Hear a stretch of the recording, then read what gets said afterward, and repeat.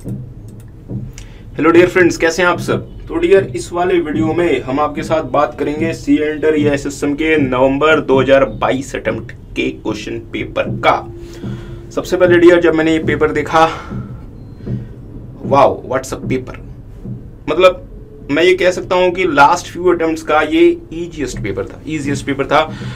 अब dear exactly आपका paper कैसा हुआ ये मुझे नहीं पता, बट जहां तक बच्चों का फीडबैक आया, पेपर वाज ऑसम, बहुत अच्छा हुआ सबका पेपर। और चले फिर इस वाले पेपर के बारे में बात करते हैं कि ये कैसा पेपर था और इसका सजेस्टेड आंसर क्या होना चाहिए। तो हमने आपके साथ साथ सजेस्टेड आंसर भी इसमें मतलब दिए हुए हैं। तो फिर आप बच्चे जो हैं ये वाला फाइल सजेस्टेड आंसर का यू कैन मीन्स तो इस वाले फाइल में डियर ये मतलब सजेस्टेड आंसर है जो कि होना चाहिए। चलिए डियर, तो फिर कुछ नॉइज हो सकता है आपको बाहर से आए, बट डियर क्या कर सकते हैं, दिल्ली में इलेक्शंस वगैरह मतलब लगे रहते हैं यहाँ पे, तो हम ज़्यादा इस पर कुछ नहीं कर सकते। But still we are trying कि जल्दी से जल्दी आपके इस पेपर का एनालिसिस हो जाए। तो फिर स्टार्ट करते हैं section number A, EIS enterprise information systems. In a conventional sense data is a raw entity whereas information is a process entity. आपको पता है साहब, दो चीज़ें। सबसे पहले हम क्या उठाते हैं डियर फ्रेंड्स, डेटा, और इसको हम प्रोसेस करते हैं तो फिर ये क्या बन जाता है, इंफॉर्मेशन। डेटा हम कहां से ले सकते हैं, इंटरनल सोर्सेज से भी, means within the organisation, और एक्सटर्नल सोर्सेज से भी, means environment of the organisation. ठीक है, means external environment of the organisation. अच्छा, an information system model converts data into information so that it is meaningful to the end user. Information system क्या करता है sir जी? Sir ये मतलब data लेता है, प्रोसेस करता है, आउटपुट में कन्वर्ट करता है, और से स्टोरेज करता है, और फीडबैक के थ्रू ये मतलब डेटा मतलब इनपुट पूरे के पूरे ऑपरेशन को जो है वो कंट्रोल करता है। That's what information system do. ठीक है।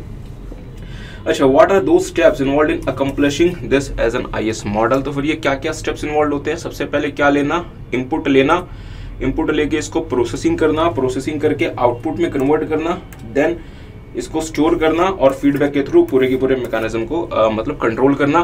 सो डेट इज द फोटो। अगर आप चाहें तो ये फोटो भी बना सकते हैं, जो कि डियर ये 3 मार्क्स का मतलब क्वेश्चन है। तो फिर ये आपको सारा का सारा कुछ एक्सप्लेन कर देना चाहिए, और ये फोटो अगर आप बना दें तो आपको 3 में से डियर 3 नंबर या कम से कम 2.5 नंबर मिलने तो श्योर हो जाएंगे। 3 में से 3 जनरल इंस्टीट्यूट नहीं देता, आप चाहे कुछ भी कर लें, और हमें इसके लिए मतलब रेडी रहना पड़ेगा। ठीक, एनी हाउ आगे आते हैं। Information system audit is the process of attesting objectives that focuses on asset safeguarding, data integrity and management objective that includes effectiveness and efficiency. List the objectives of information system audit, chapter number 3 IS audit के objectives, information system audit के objectives. और ध्यान दीजिएगा, word यहाँ पे इन्होंने इस्तेमाल किया है लिस्ट, वर्ड यहाँ पे इन्होंने यूज किया है लिस्ट। इसका मतलब ये हुआ कि आपको इनको एक्सप्लेन करने की रिक्वायरमेंट नहीं है। अगर आपने सिर्फ और सिर्फ इसके नाम लिख दिए, it is more than sufficient, जो कि क्वेश्चन की रिक्वायरमेंट है। तो फिर आप सारे बच्चों को पता है इंफॉर्मेशन सिस्टम ऑडिटिंग के ऑब्जेक्टिव्स क्या क्या होते हैं। Improved safeguarding of assets, that is assets safeguarding objective. Improved data integrity means data integrity objective. Improved system efficiency, system efficiency objective, and improved system effectiveness, system efficiency objective। आगे आते हैं। अच्छा, in the modern era the business gets well developed by using the automation techniques with a greater customer satisfaction of services and products where customer oriented supply chain is playing a vital role। बिल्कुल सही बात है। in this context explain the benefits of automating business process। अब मुझे बताएं dear, मैं क्यों कह रहा हूं कि ये जो अटेम्प्ट था ये पास्ट सेवरल अटेम्प्ट का सबसे इजी पेपर था, क्योंकि डियर BPA के एडवांटेजेस लिखना, अब आप इसके अलावा और आप इससे ज्यादा इजी अब आप क्या एक्सपेक्ट करते हैं, और आप क्या चाहते हैं कि इंस्टीट्यूट इसके अलावा आपसे क्या पूछे। ठीक बात है। अच्छा, तो BPA के ऑब्जेक्टिव्स क्या क्या हो सकते हैं, मुझे सारे बच्चे बताएंगे। तो देखेंगे dear, benefits of automating business processor as follows. आपको ना इसको 1-2 लाइनों में एक्सप्लेन करना है, 1 to 2 लाइन का एक्सप्लेनेशन इसके लिए सफिशिएंट है। क्वालिटी एंड कंसिस्टेंसी बढ़ जाती है, टाइम सेविंग होती है, विजिबिलिटी बेटर होती है, कॉस्ट कम हो जाती है, टर्न अराउंड टाइम आपका कम हो जाता है, और ऑपरेशनल एफिशिएंसी आपकी बढ़ जाती है। टर्न अराउंड टाइम कम हो जाता है और ऑपरेशनल एफिशिएंसी आपकी बढ़ जाती है। ठीक है, ये अच्छा क्वेश्चन है। Question number 2B, question number 2A was a easy question, but question number 2B एक अच्छा क्वेश्चन है क्वेश्चन ध्यान से पढ़ें। Many organisations are moving towards cloud based technology for storage and thus providing many benefits to the users. ठीक बात है। अच्छा, explain any 4 reasons for cloud based applications comparing to installed applications. आपको पता है डियर, हमारे पास 2 अप्रोच होते हैं एप्लीकेशंस को यूज करने के। एक अप्रोच होता है जिसे हम नाम देते हैं इंस्टॉल्ड एप्लीकेशन, और दूसरा एप्लीकेशन होता है जिसको हम नाम देते हैं cloud based application. What I mean by installed application कि साहब हमारे यूजर्स के कंप्यूटर सिस्टम में वो जो सॉफ्टवेयर है वो इंस्टॉल रहेगा, और दूसरा होता है क्लाउड बेस्ड एप्लीकेशन। तो सर क्लाउड बेस्ड एप्लीकेशन में क्या है कि हमारे यूजर के कंप्यूटर सिस्टम में ये सॉफ्टवेयर इंस्टॉल नहीं रहेगा, ये जो सॉफ्टवेयर रहेगा ये कहीं और रहेगा किसी मतलब सर्वर में। तो let's say this is this server, और ये हमारे यूजर्स हैं लेट्स से, तो यूजर्स को जो है इस सॉफ्टवेयर का एक्सेस मिल जाएगा, और ये यूजर्स अपने अपने कंप्यूटर से इस सॉफ्टवेयर को एक्सेस कर सकते हैं थ्रू द इंटरनेट ब्राउजर और internet connection. Are you guys getting? तो यहां पे हमने सॉफ्टवेयर इंस्टॉल कर दिया। तो एक ऑप्शन है कि हम जो है ये यहाँ पे इस वाले सॉफ्टवेयर को इंस्टॉल कर दें, और दूसरा ऑप्शन है कि हम अपने यूजर्स के मतलब कंप्यूटर्स में जो है ये सॉफ्टवेयर को इंस्टॉल करें, सॉफ्टवेयर इंस्टॉलेशन। तो अगर हम अपने यूजर्स के पास इस सॉफ्टवेयर को इंस्टॉल करते हैं, that is called installed application approach. But अगर हमने लेट्स से मींस यहाँ पे अगर इसे मतलब इंस्टॉल किया हुआ है, it is called cloud based approach. बस हाँ, बस इस बात का आपको ध्यान रखना है कि अगर आपको क्लाउड बेस्ड सॉफ्टवेयर यूज करना है डियर, तो यूजर्स के पास 2 चीजें होनी चाहिए। तो एक तो इनके पास मतलब ब्राउजर होना चाहिए, और दूसरा इनके पास इंटरनेट का मींस इंटरनेट लिंक होनी चाहिए to use that cloud based software. ठीक बात है। क्वेश्चन आपसे ये पूछा गया है कि explain any 4 reasons for cloud based applications compared to installed applications। मेरी बात पर डियर ध्यान दीजिएगा। अगर हम क्लाउड बेस्ड एप्लीकेशंस को इंस्टॉल्ड एप्लीकेशन से कंपेयर करें, अगर हम क्लाउड बेस्ड एप्लीकेशन को इंस्टॉल्ड एप्लीकेशन से कंपेयर करें, तो क्लाउड बेस्ड एप्लीकेशंस के कुछ एडवांटेजेस हैं डियर फ्रेंड्स, कुछ मतलब एडवांटेजेस नहीं भी हैं, means there are certain disadvantages also. ध्यान दीजिएगा। When we compare the cloud-based application with the installed applications, cloud-based application के कुछ advantages तो हैं, but there are certain disadvantages also। Question आपको ये कहता है कि आज के समय एंटिटीज जो हैं वो इंस्टॉल्ड एप्लीकेशन से क्लाउड बेस्ड एप्लीकेशन की तरफ जा रही हैं। इसका मतलब आपको सिर्फ और सिर्फ इस वाले क्वेश्चन में कौन से पॉइंट्स इंक्लूड करने हैं जो कि क्लाउड बेस्ड एप्लीकेशन का एडवांटेज दिखाते हैं over the installed application. Sir कोई ऐसा पॉइंट आप हमें बताएं जहां पे क्लाउड बेस्ड एप्लीकेशंस का एडवांटेज नहीं है over the installed application. Dear एक पॉइंट है परफॉर्मेंस, एक पॉइंट है परफॉर्मेंस। याद करें परफॉर्मेंस किसकी हाई होगी? सर परफॉर्मेंस तब हाई होगी जब मेरा सॉफ्टवेयर मेरे पास मेरे कंप्यूटर सिस्टम में मौजूद है, तब परफॉर्मेंस हाई होगी। अब लेट्स से कि हमने सॉफ्टवेयर यहां पे इंस्टॉल किया हुआ है, लेट्स से हमने सॉफ्टवेयर क्लाउड में इंस्टॉल किया हुआ है। क्लाउड वाले सॉफ्टवेयर की जो परफॉर्मेंस होती है ये इंटरनेट के स्पीड पे भी बहुत हद तक मतलब डिपेंड करती है। तो डियर फ्रेंड्स परफॉर्मेंस अगर हम पैरामीटर बनाएं तो जनरली परफॉर्मेंस किसकी हाई होती है? इंस्टॉल्ड एप्लीकेशंस की over the cloud based application. तो इसका मतलब ये हुआ डियर कि क्वेश्चन नंबर 2B के लिए हमें जो है वो परफॉर्मेंस का पैरामीटर कंसिडर नहीं करना। इसी तरीके से डिफरेंस है डेटा सिक्योरिटी। मुझे बताए ना सिक्योरिटी कहां पे ज्यादा होगी, जब हम क्लाउड बेस्ड यूज करें या जब हम इंस्टॉल्ड एप्लीकेशन यूज करें? सर जब हम इंस्टॉल्ड एप्लीकेशन यूज करेंगे, क्योंकि हमारा क्योंकि dear friends we can ensure its security. पर क्लाउड में क्या है डियर, क्लाउड में हम सिक्योरिटी इंश्योर इतनी अच्छे से नहीं कर सकते, इसलिए हमें वो पॉइंट्स इंक्लूड करने हैं जो कि क्लाउड का क्या शो करे, advantage over the installed application. ठीक है, तो फिर मेरे साथ साथ देख लें इसका सजेस्टेड आंसर हमारे हिसाब से क्या होना चाहिए। Cloud based applications are have the following advantages over the installed applications. That's why many organizations are moving towards the cloud based applications. उसके क्या क्या advantages हैं? Installation and maintenance cloud means cloud के पास इसका मतलब advantage है। Mobile application cloud में ज़्यादा अच्छे से हो सकता है, accessibility ज़्यादा अच्छी हो सकती है, और cost cloud की कम आती है। cost cloud की कम आती है। मैं आपको cost वाला पॉइंट थोड़ा सा मतलब पढ़ाना चाहता हूँ। Higher capex is required and scalability is difficult in case of the installed application. But dear friends lower capex is required and scalability is easy and user can scale up the operations when it is needed। ठीक बात है। और user जो है dear अपने operations को बढ़ा सकता है जैसे उनकी रिक्वायरमेंट है। बट सर यहाँ पे एक कंफ्यूजन आता है। Let's say sir cloud based application तो दो तरीके के हो सकते हैं। एक हो सकता है कि एंटिटी ने जो है अपना खुद का क्लाउड बेस्ड एप्लीकेशन क्रिएट किया हो, मतलब ये हुआ कि एस्टैब्लिश्ड बाय एंटिटी। और एक हो सकता है कि एंटिटी ने जो है वो खुद से क्लाउड बेस्ड एप्लीकेशन इंस्टॉल नहीं किया हो, मींस मतलब एस्टैब्लिश ना किया हो, और वो किसको मतलब यूज करें डियर, लेट्स से किसी थर्ड पार्टी को, जैसे for example Amazon web services. तो सर अगर हम अमेजॉन वेब वाला इस्तेमाल कर रहे हैं तो इसमें तो डियर स्केलेबिलिटी इजी है, मतलब हम इसे जितना चाहें we can scale it up. But अगर हमने डियर अपना क्लाउड स्टैब्लिश किया है तो उसको हम कैसे स्केल कर सकते हैं without incurring huge capital expenditure. आपका कहना सही है डियर, बट स्टिल अगर आपने खुद का भी क्लाउड स्टैब्लिश किया हुआ है तो भी इंस्टॉल्ड एप्लीकेशन के कंपैरिजन में इसको स्केल करना कंपैरेटिवली इजी होता है।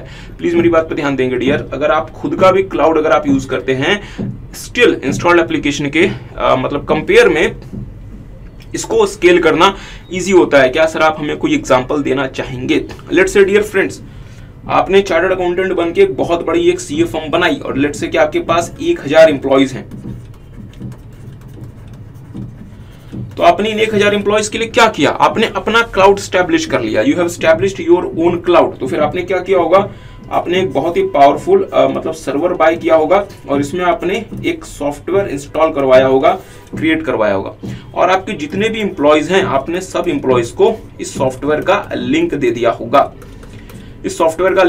मुझे बताएंगे, ये आपके एम्प्लॉइज हैं, मुझे बताएंगे एम्प्लॉइज के मतलब कंप्यूटर में प्रोसेसिंग नहीं होनी, प्रोसेसिंग वगैरह सब कुछ कहां पे होना है डियर? यहाँ पे। तो हम एम्प्लॉइज को क्या दे के भी काम चला सकते हैं,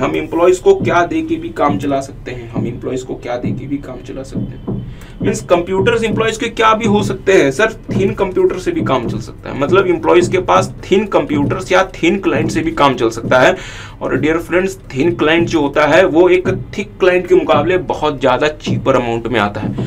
आज के समय डियर आपको 15,000 रुपए में एक थिन क्लाइंट मिल जाता है, बट अगर आपको एक थिक क्लाइंट चाहिए इट में कॉस्ट यू अबव ₹1 लाख। तो मुझे बताएंगे साहब कितना ज्यादा कैपिटल एक्सपेंडिचर आपका सेव हो रहा है अगर आपने खुद का भी क्लाउड स्टैब्लिश किया हुआ है। और अगर आपने डियर फ्रेंड्स बाहर से क्लाउड लिया हुआ है तब तो ये बहुत ज्यादा आपके लिए कॉस्ट इफेक्टिव होगा। ठीक है, तो हमें बेसिकली यही 4 पॉइंट्स यहाँ पे इंक्लूड करने हैं: installation and maintenance, mobile application, accessibility and cost. और हाँ डियर, इस बात का ध्यान रखेंगे कि आपको ये वाले पॉइंट्स एग्जाम में इंक्लूड नहीं करने। कौन कौन से difference? The security of the data और परफॉर्मेंस, क्योंकि इन दोनों पैरामीटर्स में हमारा इंस्टॉल्ड एप्लीकेशन क्लाउड के मुकाबले बेहतर परफॉर्म करता है। ठीक है, आगे आते हैं क्वेश्चन नंबर 3। अच्छा, question number 3A, we have been using emails and Google Drive applications for our personal use. ठीक बात है। मुझे बताएं साहब, ईमेल आपको कौन सा क्लाउड का एक तरह से वो है मतलब फॉर्म है? Sir email is email as a service, और means Google Drive it is the infrastructure as a service में भी कौन सा? Storage as a service. ठीक बात है। We have been using emails and Google Drive applications for our personal use, which are free version of cloud computing. Dear, आपको email वगैरह use करने के लिए कोई भी पेमेंट नहीं करनी पड़ती जनरली, और आप Google Drive भी जो है वो 15 GB तक जो है वो फ्री में यूज कर सकते हैं। However, it makes a major impact in the business organization nowadays. Why companies are migrating their business operation? ध्यान दीजिएगा, migrating their business operation to cloud computing environment, कि हम क्लाउड की तरफ क्यों जा रहे हैं, क्लाउड से हमें क्या क्या एडवांटेजेस है। ठीक है, चैप्टर नंबर 4 क्लाउड कंप्यूटिंग के एडवांटेजेस। तो मेरे साथ साथ देख लेंगे, the companies are migrating their businesses to the cloud computing environment because of the following reasons. तो इसका मतलब ये हुआ कि हम यहाँ पे किसकी बात कर रहे हैं? एडवांटेजेस ऑफ क्लाउड कंप्यूटिंग की। तो देखेंगे dear, achieves economics of scale, globalises workforce, streamline business process, reduce capital cost, less personal training needed, improved flexibility and passive accessibility. यहाँ पे हम आपसे थोड़ी सी बात करना चाहेंगे डियर, देखेंगे मेरी बात पर ध्यान दीजिएगा। क्वेश्चन नंबर 3 ने हमसे ये तो पूछा है कि आपको क्लाउड कंप्यूटिंग के एडवांटेजेस के बारे में बताना है, बट क्वेश्चन नंबर 3 ने जो हमसे ये क्लाउड कंप्यूटिंग के एडवांटेजेस के बारे में पूछा है, इन्होंने एक एस्पेक्ट के कॉन्टेक्स्ट में पूछा है, एक एस्पेक्ट के कॉन्टेक्स्ट में पूछा है, मतलब एक एस्पेक्ट यहाँ पे इन्होंने मतलब कवर किया है, और वो एस्पेक्ट क्या है कि सर बिजनेस ऑर्गेनाइजेशंस क्यों अपने बिजनेस को जो है वो क्लाउड में मूव कर रही है, why business organisations are migrating to the cloud. तो डियर हमें यहाँ पे कोशिश करनी है कि क्लाउड कंप्यूटिंग एनवायरनमेंट के एडवांटेजेस के, क्लाउड कंप्यूटिंग एनवायरनमेंट के एडवांटेजेस के हम उन पॉइंट्स को यहाँ पे इंक्लूड करें जो कि एक बिजनेस के कॉन्टेक्स्ट में, जो कि एक बिजनेस के कॉन्टेक्स्ट में। तो सर ये वाले पॉइंट्स बिजनेस के मतलब कॉन्टेक्स्ट में है, ऐसा आप कैसे कह सकते हैं? Dear achieves economics of scale, मुझे बताएं ना बिजनेस को क्या चाहिए, इकोनॉमिक्स ऑफ स्केल, ठीक बात है। और अगर बिजनेस अगर क्लाउड में चला जाता है तो उसको इजियर फॉर्म में क्या मिल सकता है, वो economics of scale. Globalises workforce, आज के समय डियर आपके लिए जरूरी नहीं है कि अगर आपने लेट्स से दिल्ली में अपना ऑफिस खोला तो आपके सारे के सारे वर्कफोर्स कहां पे होने चाहिए, इन योर फिजिकल ऑफिस। आज के समय आपका वर्कफोर्स डियर दुनिया में कहीं भी हो सकता है। वर्क फ्रॉम होम क्यों पॉसिबल हुआ, because of the cloud computing. Are you guys getting?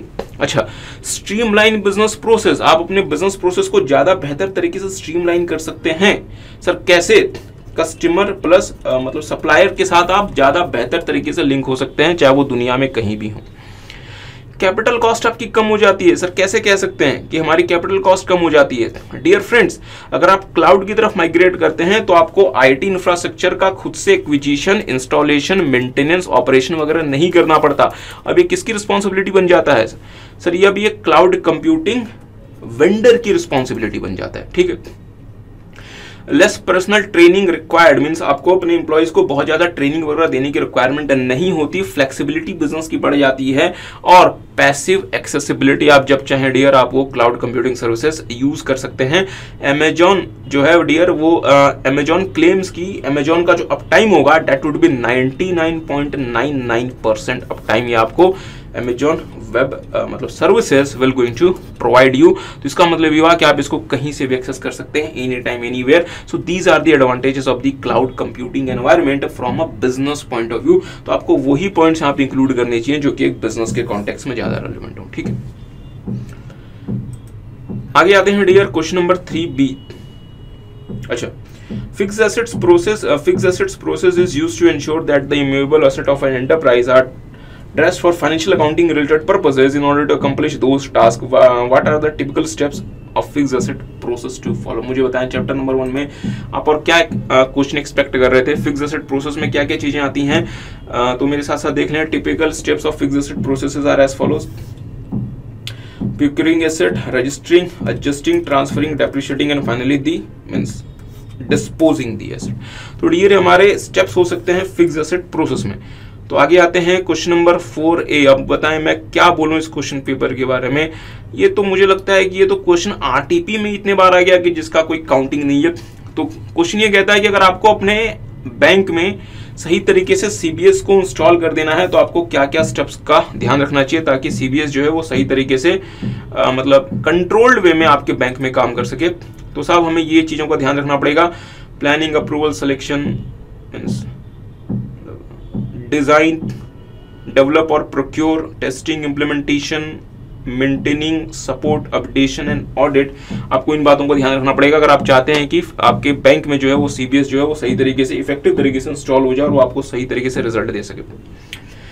Question number 4B again chapter number 5 का। In recent times new modes of money transfer have replace the traditional modes of fund transfer. ठीक बात है, पहले क्या होता था कि हम जो है वो फिजिकल वे में फंड को एक जगह से दूसरी जगह भेजा करते थे, अब हम इलेक्ट्रॉनिक मोड्स में फंड को भेज दिया करते हैं, that is called electronic fund transfer, which facilitates the among transfer of funds, मतलब instant transfer of fund जो which facilitates almost instant transfer of funds.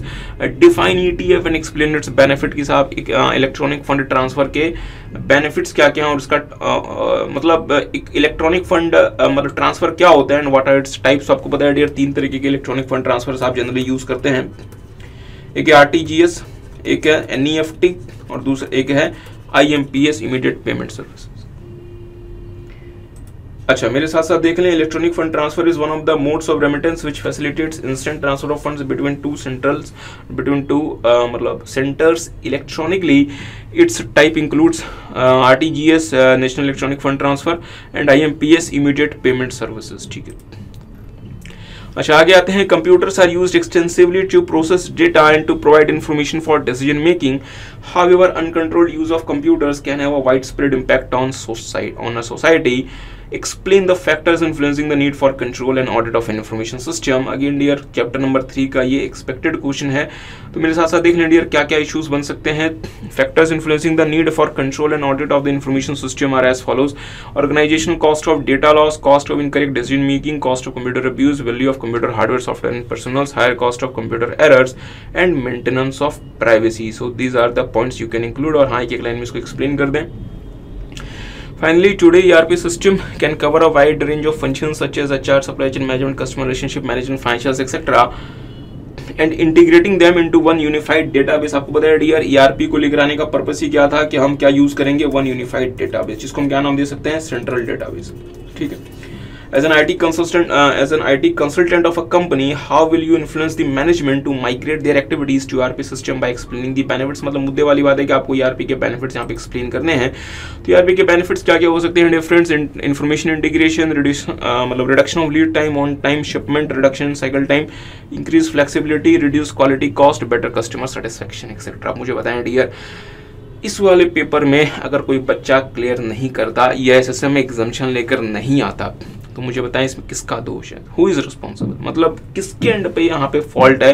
अगर आप इस वाले पेपर में, अगर आप ऐसे एग्जाम में, अगर आप जो है डियर, अगर आप एग्जामिशन स्कोर नहीं करते, then who is at the fault, मतलब किसकी गलती. अच्छा, आगे आते हैं. अच्छा, section B, question number 6. Again question number 6 के भी केस स्टडीज भी इजी थी. मतलब इस बार तो इंस्टीट्यूट ने आपको बम्पर जो है वो मतलब बेनिफिट दिया है. मेरी बात बड़े ध्यान दीजिएगा, हमने ना मई 2022 का भी क्वेश्चन पेपर का मैंने एनालिसिस किया था. The video is available in our YouTube channel. मई 22 के क्वेश्चन पेपर में एनालिसिस करने में it took me means some time, मतलब इसमें करीबन 4-5 घंटे मुझे लगे थे. इसमें तो डियर 2-2.5 घंटे में ये सारा का सारा एनालिसिस हो गया, means less than means 2 hours. और केस स्टडीज भी इजी थी. और हाँ, बस यही बात है कि आपने प्रैक्टिस की थी या नहीं की थी, बिकॉज डियर प्रैक्टिस के बाद ही अगर आपने थोड़ा बहुत भी अगर काम किया था तो आप ऐसी केस स्टडीज का आंसर कर पाएंगे. अगर आपने लेट से बिल्कुल भी डियर प्रैक्टिस नहीं की थी, देन इट इज डिफिकल्ट. तो आई होप कि आप सारे बच्चों ने प्रैक्टिस की थी केस स्टडीज की, तो फिर आपके लिए परेशानी नहीं होगी. ठीक है. अच्छा, आते हैं. Quicken study Inc, a multinational company, is undergoing feasibility study to introduce a new luxuries and sports car for a specific group of customer. अच्छा, तो ये चाहते हैं कि साहब हम ना एक नया ब्रांड, हम एक नया मतलब बिजनेस स्टार्ट करें, that is of the new luxury and sports car, जो कि एक स्पेसिफिक ग्रुप के लिए होगा.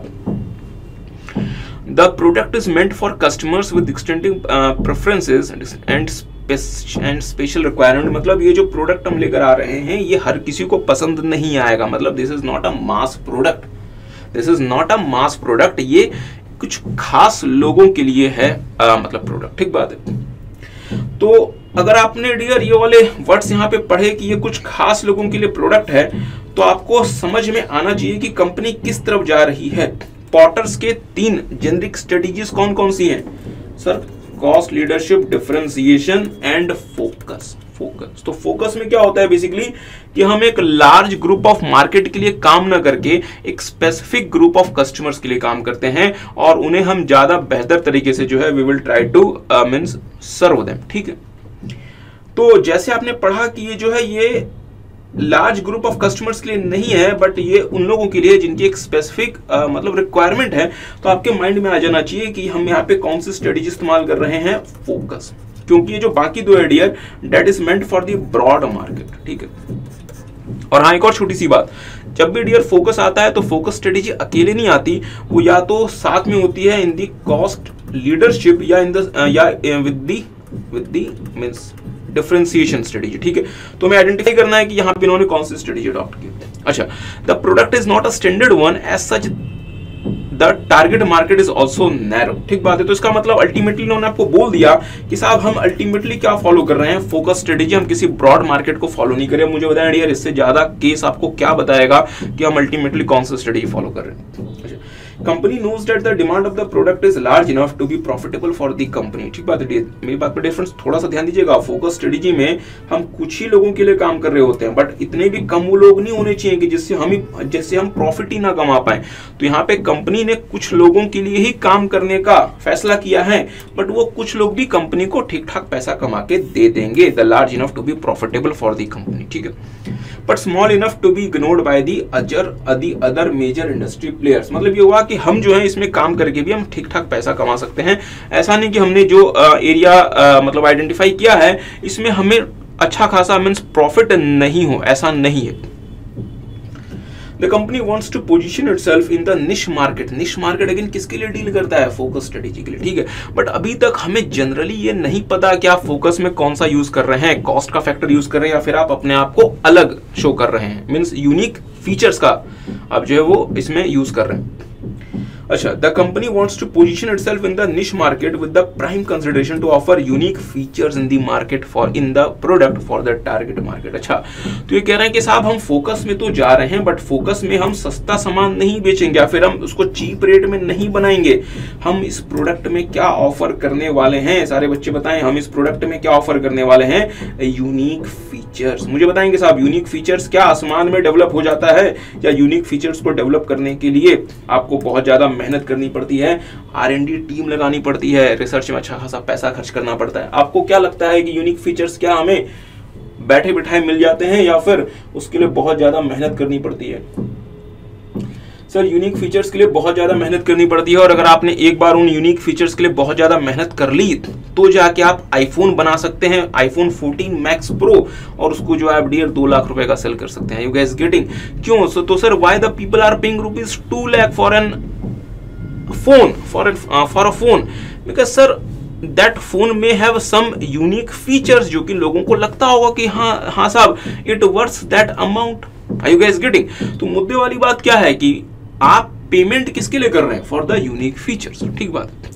तो एप्पल आपको ये नहीं बोल रहा कि साहब हम आपको ना कम से कम रेट में आईफोन ला के देंगे। एप्पल क्या बोल रहा है कि हम आपको यूनिक फीचर्स प्रोवाइड करेंगे, और अगर हम आपको यूनिक फीचर्स प्रोवाइड करेंगे तो हम एक्सपेक्ट करेंगे कि हम आपसे उसके लिए प्राइस चार्ज करें, means we will charge from you premium prices. Are you guys getting?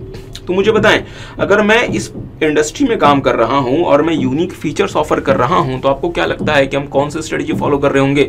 Sir, focus के साथ कौन सा? डिफरेंशिएशन, मींस फोकस्ड डिफरेंशिएशन, ठीक बात है, फोकस्ड डिफरेंशिएशन। और हाँ, एक और छोटी सी बात, सर आप इतना ज्यादा जो इसमें समय लगा रहे हो ना, ये ऐसा ही केस इंस्टीट्यूट ने मल्टीपल टाइम्स पूछा हुआ है एक एयरक्राफ्ट के केस में। अब मुझे एग्जैक्टली वो केस याद नहीं आ रहा, वो स्पाइस जेट या एक एयरक्राफ्ट था, उसमें सिर्फ एयरक्राफ्ट था, और यहाँ पे इन्होंने क्या लगा दिया? स्पोर्ट्स कार लगा दिया, और वहां पे केस वो जो मतलब case that was of the private aircraft या प्राइवेट हेलीकॉप्टर समथिंग। तो डियर वो सेम ही केस है यहाँ पे। तो इंस्टीट्यूट ने आपको ज्यादा दिमाग लगाने के लिए बाउंड नहीं किया, ठीक है। एनी हाउ, तो मुझे बताएंगे, in the given situation identify the generic strategy as suggested by Michael Porter, also state the advantages. तो आपको इसका एडवांटेज बताना है and disadvantages of such strategy. तो मेरी बात बड़े ध्यान दीजिएगा, ये इस वाले क्वेश्चन में 5 नंबर नहीं है, 5 नंबर नहीं सर, 5 नंबर नहीं है। तो क्या लिखा हुआ है यहाँ पे? डियर यहाँ पे लिखा हुआ है 1 + 2 + 2। ध्यान दीजिए, 1 + 2 + 2, 1 किसके लिए? उस स्ट्रेटजी को आइडेंटिफाई करने के लिए रीजंस के साथ। ये साहब, why this is the why you think that the strategy as you think, ठीक बात है कि साहब आपने जो मतलब आइडेंटिफाई किया है वो आपने क्यों आइडेंटिफाई किया? पहला तो वो, सेकंड उसके एडवांटेजेस, और थर्ड उसके डिसएडवांटेजेस। तो एडवांटेजेस के 2 मार्क्स, डिसएडवांटेजेस के 2 मार्क्स, और उस स्ट्रेटजी को आइडेंटिफाई करके रीजनिंग के लिए 1 marks. So this is how the 5 marks has been allotted to you.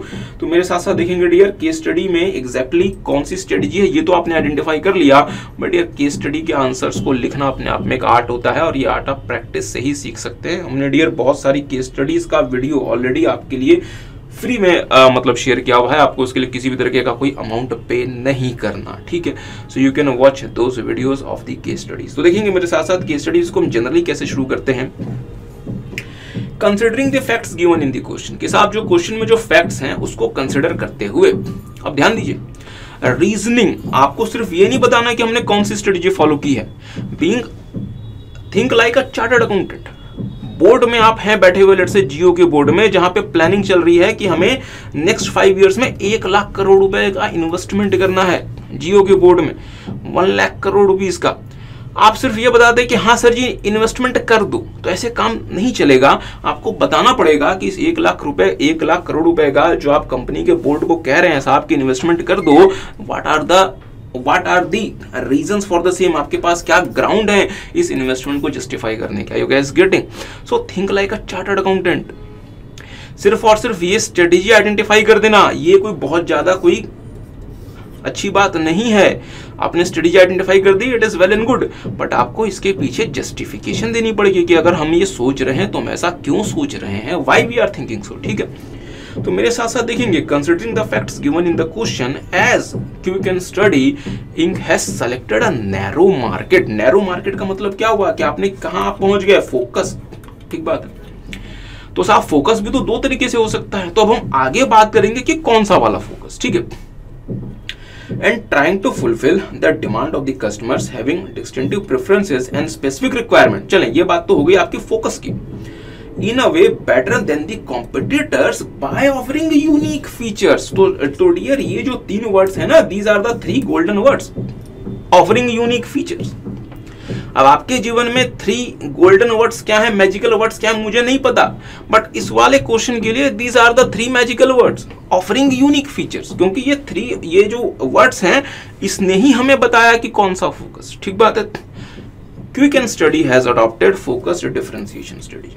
ठीक है, तो डियर ये रीजनिंग जब आप देंगे तो आप एक्सपेक्ट कर सकते हैं कि you will get full 1 mark, otherwise आप एक्सपेक्ट नहीं करेंगे। फिर इंस्टीट्यूट के ऊपर डिपेंड करता है कि वो चाहे तो 1 नंबर दे दे, चाहे तो आधा नंबर दे, और डियर बहुत बार तो इंस्टीट्यूट एक जरा से भी मार्क्स नहीं देता। फिर आप बच्चे बोलेंगे कि सर हमें इंस्टीट्यूट ने मार्क्स नहीं दिए। ठीक है, एनी हाउ उसकी बात नहीं करें इंस्टीट्यूट ने क्या किया क्या नहीं किया। इसके एडवांटेजेस, तो डियर आपको पता है 2 पॉइंट्स एडवांटेजेस के हैं, तो आप 2 एडवांटेजेस के पॉइंट लिखकर काम चला सकते हैं। एडवांटेजेस क्या है साहब, प्रीमियम प्राइस और difficult for new entrant to enter and compete. Disadvantages क्या है sir ji, successful focus strategy जो है ना वो लॉन्ग टर्म में भी आपके पास शायद ना रहे, और वो क्या हो जाएगी, it may be taken over by the large competitors. ठीक बात है।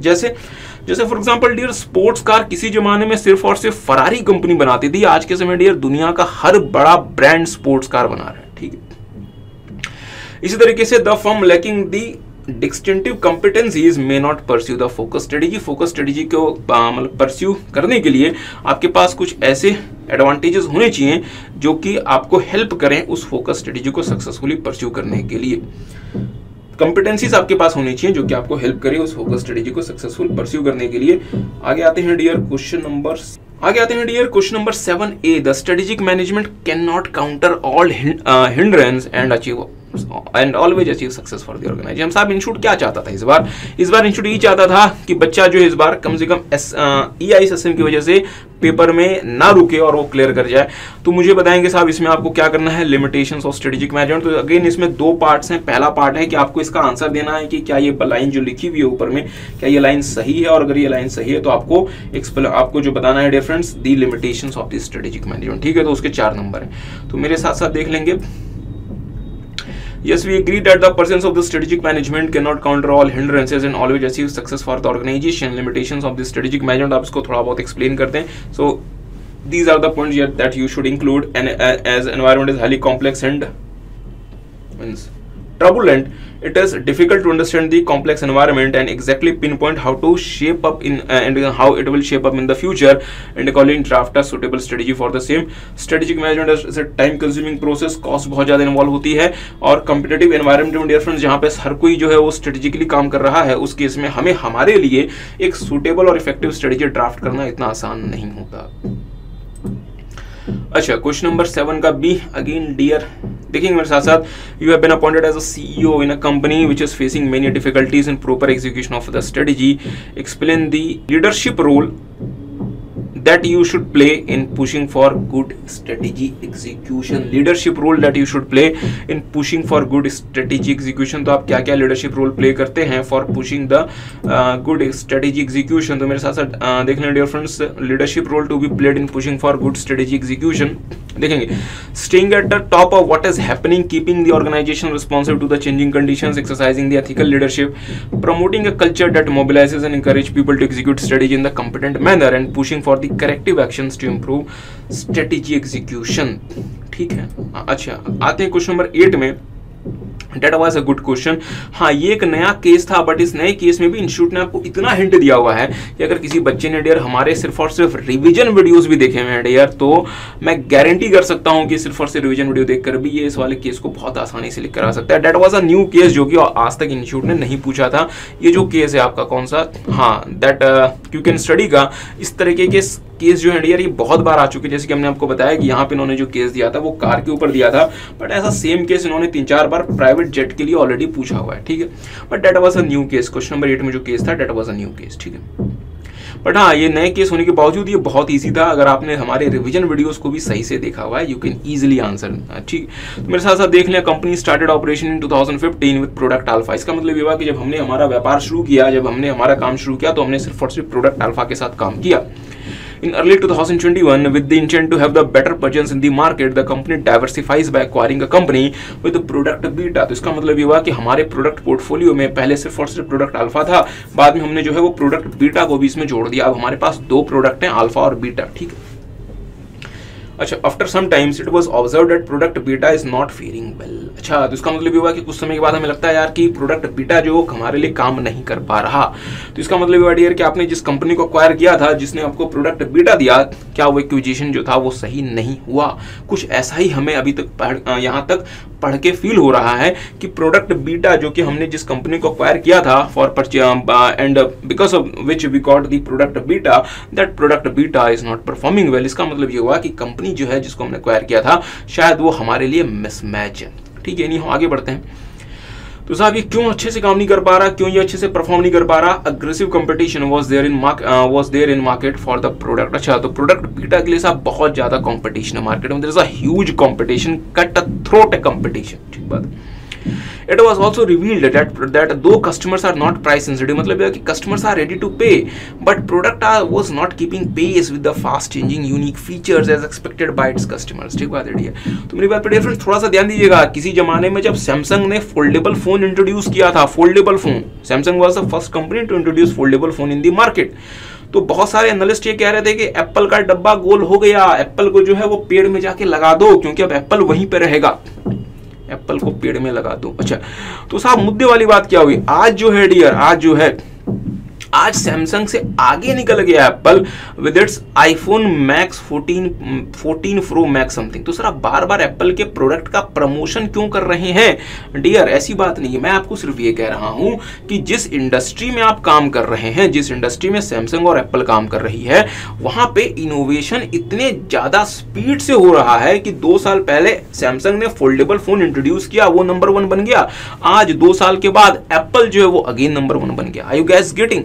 क्यों? क्योंकि आप जितना यूनिक फीचर अपने कस्टमर को ऑफर कर पाएंगे, आप जितना यूनिक फीचर अपने कस्टमर को ऑफर कर पाएंगे, आप उतना ही ज्यादा मार्केट शेयर ग्रैब कर सकते हैं और आप मार्केट के अच्छे पोजीशन में होंगे. बट अगेन जैसे डियर हमने आपके साथ थोड़ी देर पहले बात की थी, क्या यूनिक फीचर्स जो हैं वो हवा में लगे हुए हैं, पेड़ में है कि हमने गए और हमने जाके पेड़ से सेब तोड़ लिए? क्या यूनिक फीचर्स वहां पे हैं? नहीं सर. एप्पल जैसी कंपनी को भी अगर अपने प्रोडक्ट में यूनिक फीचर्स लेकर आने हैं तो इनको बहुत ज्यादा पैसा डियर R&D का खर्च करना पड़ता है. They have to spend a huge sum on the research and development. ठीक बात है. और डियर आप जितना ज्यादा पैसा R&D में खर्च करते हैं उतना पैसा कंपनी के पास होना भी तो चाहिए. और मैं एक और आपको छोटी सी बात यहाँ पे बताना चाहता हूँ डियर फ्रेंड्स, ध्यान दीजिएगा. एक एग्जिस्टिंग कंपनी, हम एक नई कंपनी की बात नहीं कर रहे, अगर एक एग्जिस्टिंग कंपनी भी, वो चलें एप्पल की बात कर लेते हैं.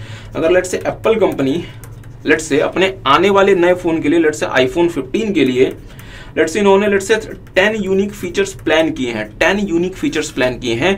तो डियर इस 10 यूनिक फीचर्स को जब ये क्रिएट कर लेंगे, डेवलप कर लेंगे, शायद पता चले कि इसमें से सिर्फ एक ही ऐसा यूनिक फीचर है जो अल्टीमेटली फाइनल प्रोडक्ट में अपनी जगह बनाए, और 9 फीचर्स को आपको अबेंडन करना पड़ेगा। मतलब वो कभी भी उस प्रोडक्ट में अपनी जगह ही नहीं बना सकते, क्योंकि बहुत सारी चीज़ें कंसिडर करनी पड़ती हैं डियर। सिर्फ और सिर्फ यूनिक फीचर्स डेवलप कर लेना सफिशिएंट नहीं होता। उस फीचर को क्या उस फोन में इंटीग्रेट करना फिजिबल है, कॉस्ट वाइज फिजिबल है, कस्टमर क्या इसकी मांग रखता है, मीन्स बहुत सारे एस्पेक्ट्स हमें देखने होते हैं। सिर्फ और सिर्फ नए फीचर्स को डेवलप कर लेने का मतलब ये नहीं कि आप जो है उसको अपने फाइनल प्रोडक्ट में इंटीग्रेट करके मार्केट में बेच देंगे, नहीं। तो हमने क्या देखा कि हो सकता है कि एप्पल ने 10 यूनिक फीचर्स क्रिएट किए हों, और हो सकता है कि एप्पल ने इसके लिए $10 बिलियन USD 10 बिलियन स्पेंड कर दिए हों, बट सिर्फ और सिर्फ एक फीचर इसमें से ऐसा हो जो कि एप्पल जो है वो फाइनली अल्टीमेटली अपने नए वाले वर्जन आईफोन में इंट्रोड्यूस करे। तो इसका मतलब क्या हुआ कि साहब, इसका मतलब तो ये हुआ ना कि फिर ये जो हमने जो अमाउंट स्पेंड किया $10 बिलियन, साहब सारे के सारे बच्चों ने कॉस्टिंग पड़ी हुई है, इस $10 बिलियन की रिकवरी अब हम 10 फीचर से नहीं कर रहे, सिर्फ और सिर्फ हमें एक फीचर से करना पड़ेगा। Means how much costly can be the R&D initiatives, are you guys getting? मतलब मुद्दे वाली बात बस इतनी है डियर कि अगर हम लेट्स से 10 नई R&Ds क्रिएट कर रहे हैं तो हो सकता है कि उसमें से सिर्फ एक ही ऐसी R&D हो जो कि क्या हो, कमर्शियली फिजिबल, बाकी 9 R&Ds जो है वो कमर्शियली फिजिबल ना होने की वजह से हमें उसे अबेंडन करना पड़ जाए। Are you guys getting? तो डियर चलें, एप्पल जैसी कंपनी तो इतना ज्यादा पैसा स्पेंड कर सकती है क्या? हर कोई कंपनी इतना ज्यादा पैसा लगा सकती है? नहीं। तो हमने क्या देखा कि जो हमारा प्रोडक्ट बीटा था, ये इतना ज्यादा पैसा हम इसमें नहीं लगा पाते। हाँ, कस्टमर ऐसा है जो कि प्राइस सेंसिटिव नहीं है, customer is ready to pay the amount. मुझे बताया ना, 2 लाख रुपए का एप्पल का आईफोन 14 मैक्स प्रो, स्टिल वो किसी भी जाके शॉप पे नहीं अवेलेबल है। क्यों? Customer are ready to pay the price, but customer wants what? Unique features. Are you guys getting? तो मुद्दे वाली बात क्या है कि साहब हम इतने ज्यादा यूनिक फीचर्स प्रोडक्ट बीटा में डेवलप नहीं कर पा रहे। आया, ठीक बात है। अच्छा, the product was not keeping pace with the fast changing unique features as expected by the customers. और मुझे बताएं, अगर हम जो है वो नए नए फीचर्स नहीं दे पा रहे, हमारा कॉम्पिटिटर नए नए फीचर दे रहा है, तो आज हम हो सकता है कि नंबर 1 में हूं, बट 1 साल के बाद नंबर 1 में हमारा कॉम्पिटिटर होगा, because the competitor is able to offer the unique features that we are unable to offer. तो सब फिर तो सर जी हमारे पास क्या ऑप्शन है? आप सारे के सारे बच्चों ने जो है डियर जो है वो 2 बातें पढ़ी है। क्या क्या? एक तो आपने पढ़ा है कि हम अपने प्रोडक्ट को जो है वो डॉग की तरह से कंसिडर कर सकते हैं, हम उसको स्टार बना सकते हैं। मुझे बताएं, हम ये कह सकते हैं कि अभी जो हमारे लिए प्रोडक्ट बीटा है that is in the question mark stage. Question mark stage किसी को याद है? BCG matrix. BCG मैट्रिक्स में डियर 4 आपके पास होते थे चीजें, क्या क्या? Star, question mark, cash cow और dog.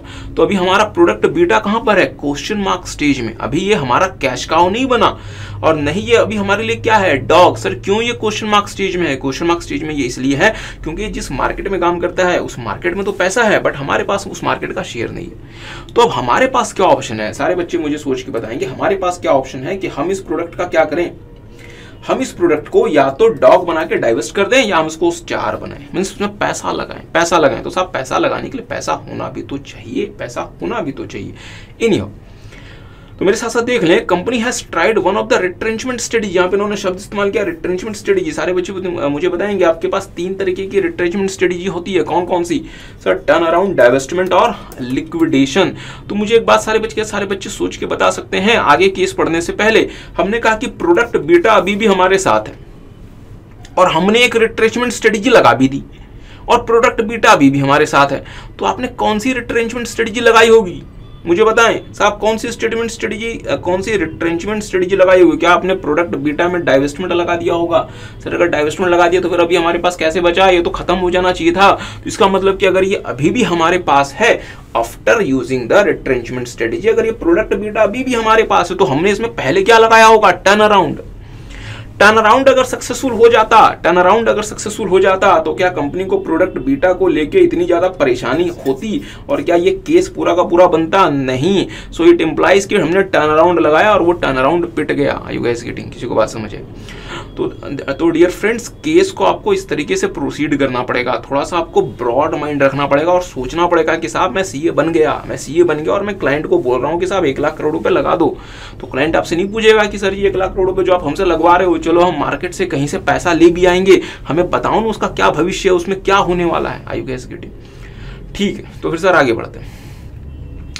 Company has tried one of the retrenchment strategy by putting efforts to improve its internal efficiency, मतलब इंटरनल एफिशिएंसी हम कब बढ़ाते हैं, in the case of turn around strategy, but could not get the desired result, मतलब हमने turn around की कोशिश की बट वो टर्न अराउंड नहीं हो सका।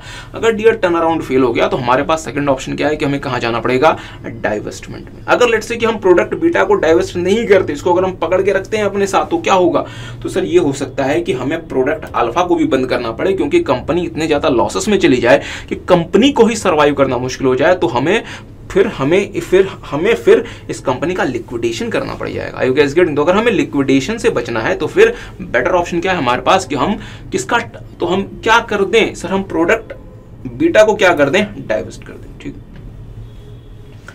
अच्छा, but could not get the desired result in this situation, company is of a considered view, मतलब कंपनी ने ये सोच लिया है कि साहब अब क्या करना है हमें, to remain and grow in product alpha. ध्यान दीजिएगा, मतलब कंपनी कह रही है कि सर जी हम प्रोडक्ट अल्फा को नहीं छोड़ सकते, मतलब लिक्विडेशन हमारा माइंड अभी नहीं कह रहा। लिक्विडेशन कब होता है, जब हम कहते हैं कि साहब प्रोडक्ट अल्फा को भी बंद करो, बीटा को भी बंद करो, हरिद्वार में चलते हैं। Are you guys getting? तो हम क्या कहते हैं कि हमने क्या कर लिया, लिक्विडेशन, बट ये कह रहे हैं कि नहीं नहीं नहीं नहीं नहीं, अभी हरिद्वार कहां, अभी तो हमें बैंकॉक जाना है। नहीं, तो इन्होंने कहा कि सर जी प्रोडक्ट अल्फा को छोड़ दो, मतलब प्रोडक्ट अल्फा हमारे साथ रहेगा, हम प्रोडक्ट अल्फा को नहीं छोड़ सकते, हम प्रोडक्ट अल्फा को नहीं छोड़ सकते। Are you guys getting? तो and grow in product alpha and to decouple with product beta, मतलब प्रोडक्ट बीटा को हमसे दूर कर दो। मतलब मुद्दे वाली बात सर, इतना टाइम पास क्यों कर दिया, मतलब मुद्दे वाली बात बस इतनी है डियर फ्रेंड्स कि हम प्रोडक्ट बीटा का क्या करना चाहते हैं, डाइवेस्टमेंट करना चाहते हैं। पता नहीं आपने कहाँ हरिद्वार और बैंकॉक वगैरह, इन्हीं हो। तो मेरी बात पे ध्यान दीजिएगा, as a strategist suggest the retrenchment strategy, मतलब साहब कौन सी रिट्रेंचमेंट स्ट्रेटजी आप लगाओगे। हम यहाँ पे लिक्विडेशन लगा देते, अगर आप कहते हैं कि नहीं साहब हमारा मोह माया से अब हमारा कोई लेना देना नहीं बचा, हम यहाँ पे क्या लगा देते, लिक्विडेशन। बट अभी आप मोह माया में फंसे हुए हैं, आप कह रहे हैं कि हम जो है प्रोडक्ट अल्फा को साथ लेके चलेंगे, तो सिर्फ और सिर्फ आपको प्रोडक्ट बीटा को अपने से दूर करना है, तो आपके लिए बेस्ट स्ट्रेटजी क्या है, डाइवेस्टमेंट। ठीक है, और कहते हैं साहब कि as a strategy suggest the retrenchment strategy to be adopted by the company, और आपको ये भी बताना है कि कंपनी को वो स्ट्रेटजी क्यों अपनानी चाहिए। तो फिर मेरे साथ साथ चलिए डियर, तो ये केस पढ़ के आपको ये तो समझ आ जाएगा कि हमें यहाँ पे क्या लगाना है, डाइवेस्टमेंट स्ट्रेटजी।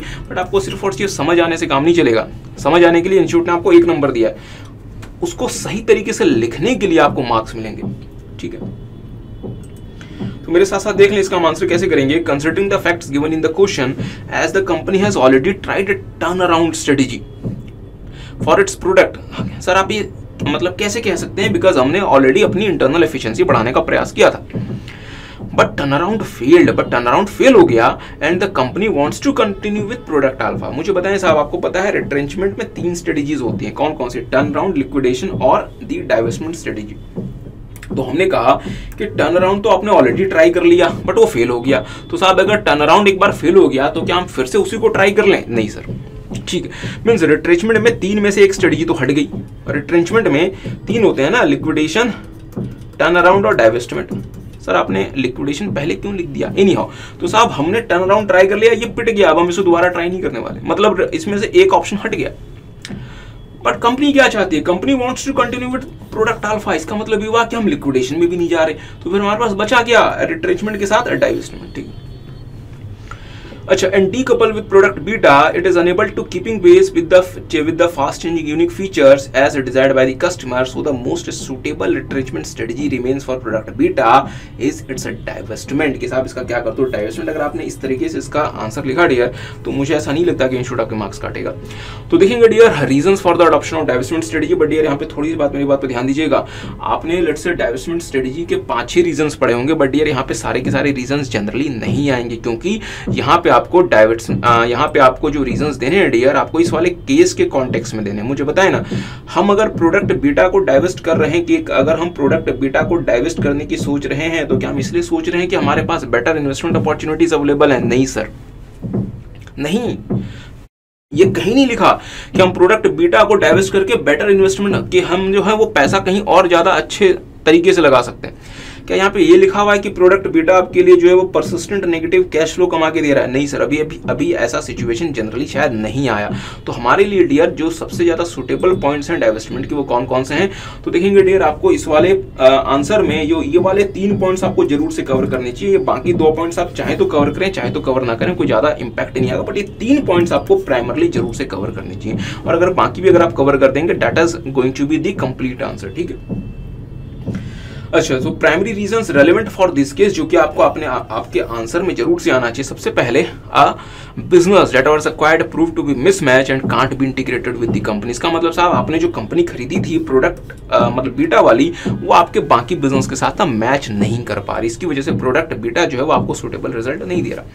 एक्सट्रीम कॉम्पिटिशन है inability of the company to cope with it. अच्छा, ये कोर नहीं है साहब, ये कोप है। टू कोप विद इट, आपके पास जो आंसर शीट आएगी ये वाली मैं इसमें अमेंड करके दे दूंगा, टू कोप विद इट। ठीक है, तीसरा, not possible to keep upgrading the business which is essential for its survival और सक्सेस इन द मार्केट। ठीक बात है साहब, मतलब ये हुआ कि साहब इसमें इतने ज्यादा मतलब चेंजेस आ रहे हैं कि हम अपने बिजनेस को उस स्पीड में अपग्रेड नहीं कर पा रहे और इसकी वजह से हमें इस मार्केट से बाहर होना पड़ रहा है। ठीक है, अदर रीजन जो आप इंक्लूड कर सकते हैं, परसिस्टेंट नेगेटिव कैश फ्लो और दूसरा बेटर इन्वेस्टमेंट अपॉर्चुनिटीज अवेलेबल। मेरा रिकमेंडेशन ये साहब कि ये जो बेटर इन्वेस्टमेंट अपॉर्चुनिटीज को तो इंक्लूड ना करें क्योंकि ये जो इस केस के साथ मैच नहीं खाता। ठीक है, अच्छा आगे आते हैं।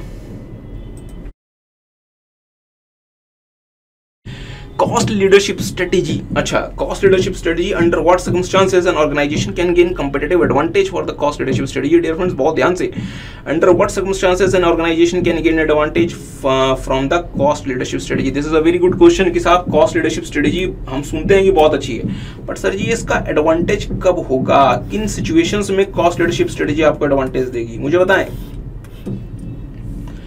मुझे बताएं डियर, मुझे बताएं सर, कुछ पूछो। अच्छा, मुझे बताया डियर, एक देश ऐसा है लेट से जहां पे लोगों को 2 व्हीलर्स में चलना बिल्कुल भी पसंद नहीं आता। 2 व्हीलर्स में चलना बिल्कुल भी पसंद नहीं आता। वहां पे आप लेट से होंडा का गोल्ड विंग भी सेल करने के लिए पहुंच जाएं 45 लाख रुपए का की बाइक, क्या उसका कोई फायदा है? नहीं सर। रीजन क्या है? क्योंकि सर वो मार्केट उसके लिए सूटेबल ही नहीं है। उस मार्केट को कार चाहिए तो वो कार से ही आपका काम चलेगा। तो इसका मतलब ये हुआ कि कॉस्ट लीडरशिप स्ट्रेटेजी में आंख बंद करके कहीं भी नहीं लगा सकता। 3 ऐसे सिचुएशंस होते हैं मार्केट के जहां मैं कॉस्ट लीडरशिप स्ट्रेटेजी लगाऊंगा तो मुझे फायदा होगा, अदरवाइज अगर मैं कॉस्ट लीडरशिप स्ट्रेटेजी लगाऊंगा मुझे उसका कोई फायदा नहीं होने वाला। तो वो 3 ऐसे केसेस क्या क्या हैं? Market is composed of price sensitive buyers who are not concerned with the brand और प्रोडक्ट नेम। उनको सर जी ब्रांड और प्रोडक्ट नेम से मतलब नहीं है, उनके लिए सबसे बड़ा कंसिडरेशन क्या है? पैसा। क्यों पैसा करती है? मतलब मुद्दे वाली बात क्या है कि साहब हम जो हैं हमें वो एप्पल के लोगों से मतलब नहीं है कि हम 2 लाख रुपए का आईफोन खरीद के ले आए। Are you guys getting? हमारा काम उससे कम वाले फोन में भी चल जाएगा। मींस हमें ब्रांड नेम या प्रोडक्ट नेम से लेना देना नहीं है। We are the price sensitive customers and there is nothing wrong in it. ठीक बात है। अच्छा, दूसरा, there are few ways of achieving product differentiation. आप ऐसे इंडस्ट्री में आप ऐसा मतलब बिजनेस कर रहे हैं जहां पे आप अपने प्रोडक्ट को दूसरे पार्टी के प्रोडक्ट से बहुत ज्यादा डिफरेंशिएट नहीं कर सकते। ठीक बात है। अब लेट्स से कि मतलब माइनिंग का काम करते हैं तो मैंने जो धरती से कोल निकाला, सामने वाली कंपनी भी उसी धरती से कोयला निकाल रही है, तो मैं क्या बोलूं कि मेरा जो कोल है वो किसका है? सोने का कोयला है? नहीं। तो जैसा उसका कोयला वैसा ही मेरा कोयला। You guys getting? तो जो मैंने कोल माइन किया है वो भी कोयला वैसा ही, वो भी कोल वैसा ही होगा जो कि उस वाले एरिया में जितने भी और मतलब फर्म्स हैं उनका कोल होगा। मतलब ये हुआ कि हम अपने प्रोडक्ट में डिफरेंशिएशन नहीं कर सकते। तो साहब अगर आप एक ऐसी इंडस्ट्री में काम करते हैं जहां पे आप चाह के भी अपने प्रोडक्ट को अपने कॉम्पिटिटर के प्रोडक्ट से अलग नहीं दिखा सकते, तो वहां पे फिर आपको प्राइस में नहीं खेलना, फिर आपको कॉस्ट में खेलना पड़ेगा। मतलब फिर आपके लिए क्या होगा कि आप अपने बायर्स, आप अपने कॉम्पिटिटर्स को कब ओवर पास कर सकते हैं? अपने प्राइस के फैक्टर में, कि मींस जिसका सबसे कम प्राइस होगा वो उस मार्केट में जीत जाएगा। You guys getting? But let's say कि आप ऐसी इंडस्ट्री में काम करते हैं जहां पे प्रोडक्ट को डिफरेंशिएट किया जा सकता है और बायर उस नए फीचर्स के लिए प्राइस अमाउंट पे करने को रेडी है। बायर नए फीचर्स के लिए प्राइस पे करने को रेडी है, तो आपको फिर नए फीचर्स ऐड करने चाहिए और बायर से उसका प्राइस चार्ज करना चाहिए, जैसे कि एप्पल ने किया था 2 लाख रुपए का फोन सेल करके। You guys getting? किसी को बात समझे? तीसरा, market is composed of buyers having significant bargaining power. मतलब मार्केट में जो बायर्स हैं कुछ भी कर लो, वो आपसे 2 लाख रुपए के फोन को 10,000 में खरीद के लेके जाएंगे। तो सर जी फिर 2 लाख रुपए वाला फोन ही क्यों बनाना, इतने उसमें फीचर्स क्यों ऐड करने, कोई ऐसा फोन बनाओ जो कि 10,000 रुपए का ही है। तो इसका मतलब कि हमें यहाँ पे क्या इस्तेमाल करना चाहिए, what we should use over here is cost leadership strategy. ठीक है, अच्छा इसके बाद इन्होंने क्वेश्चन में पूछा था what are the risks in pursuing the cost leadership strategy. तो मेरे साथ साथ देख लें, is there any risk in pursuing the cost leadership strategy.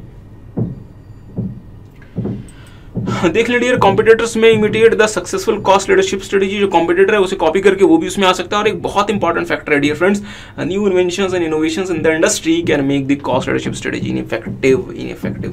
किसी जमाने में डियर फ्रेंड्स जो फीचर फोन्स होते थे, फीचर फोन्स वो 5,000 रुपए के आते थे। आज के समय स्मार्टफोन 5,000 का आ जाता है।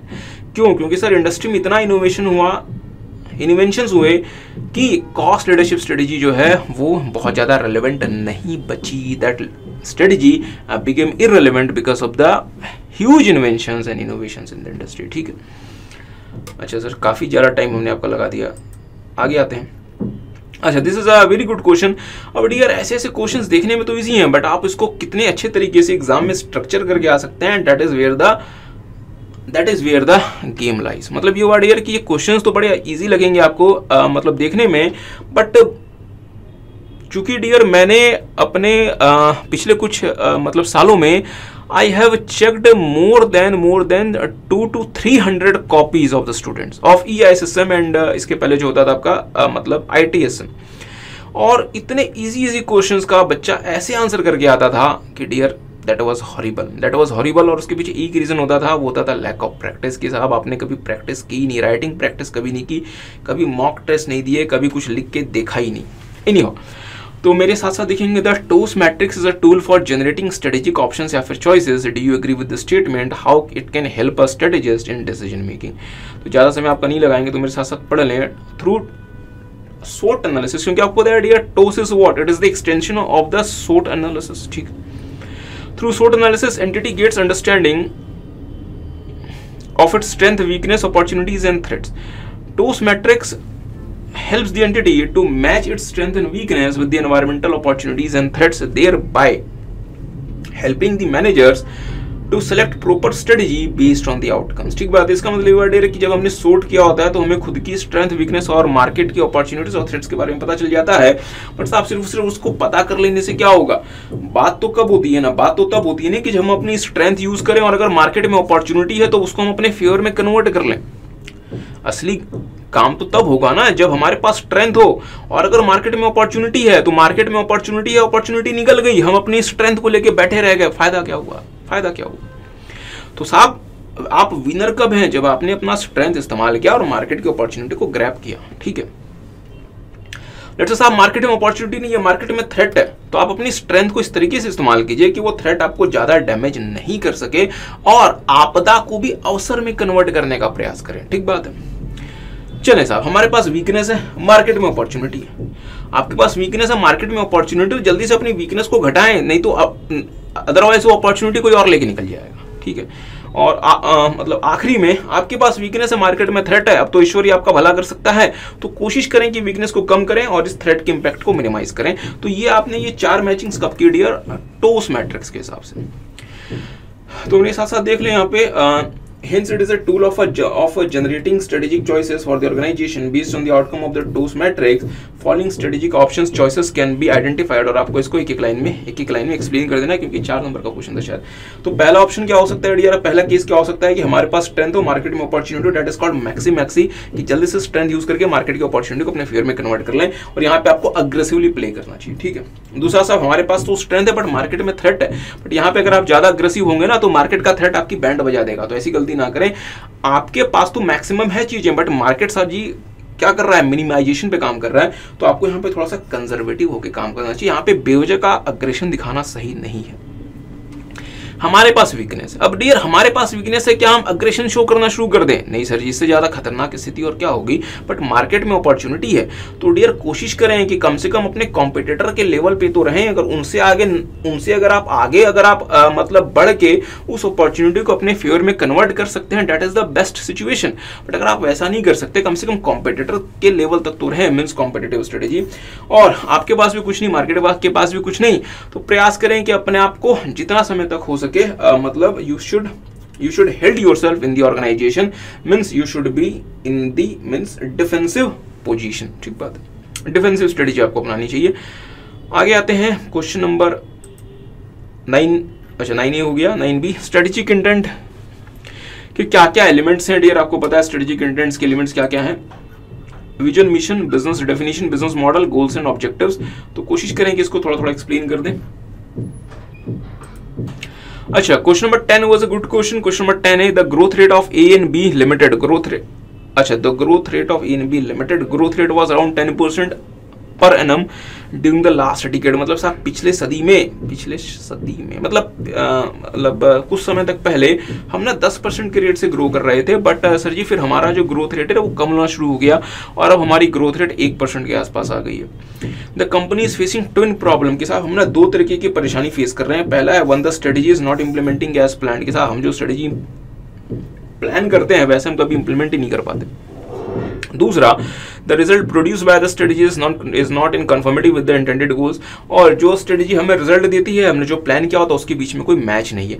तो डियर ये आपको कहीं इशारा कर रहे हैं कहाँ पे कि साहब अपनी स्ट्रेटेजी का ऑडिट करवाओ कि साहब चल क्या रहा है, अपने मैनेजमेंट के परफॉर्मेंस का ऑडिट करवाओ। It is known as strategic audit. ठीक है, you being a strategic consultant, advisor tool for audit of management performance, also explain the need for such tool and its basic activities।